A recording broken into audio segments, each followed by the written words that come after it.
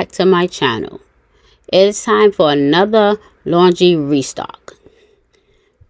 Now, I didn't plan on doing another laundry restock until next month, but I seen that they had this price for $4 off of the detergent that I use, so I decided to do it today. Now, I went into the supermarket trying to get 12 bottles of detergent. They only had the Clean and Simple 6 bottles of it, and that's my favorite detergent.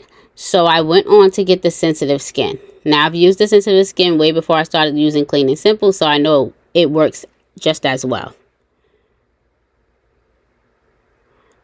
So 6 of the Sensitive Skin and 6 of the Clean and Simple was the 12 bottles I needed. Now, I like the Sensitive Skin because it's clear, and so is the Clean and Simple. I really don't like using detergents that have the blue dye in it because it irritates my children's skin. Now, I needed to look for some baby detergent for baby girl. She is 1.5 years old, and I still use baby detergent for her, and the Dreft beads, scented beads. And this bottle was small for $6.50, and I just was thinking, hey, maybe I should get something different. I ended up picking up the Dreft Bliss beads because they were like $4 to $5 off. And then next, I compared the Sensitive Skin Free and Clear to the All Baby detergent, and it had the same exact ingredients in it. So I decided to get 3 bottles of that, which should be 1 bottle a month to use for baby girl.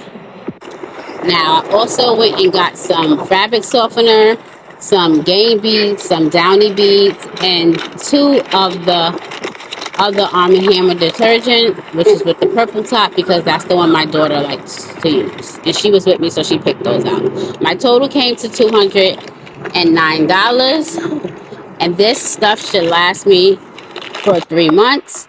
The only thing that I probably have to replenish is the fabric softener, because they only had the little bottles, and maybe some of the scented beads, and possibly the dryer sheet.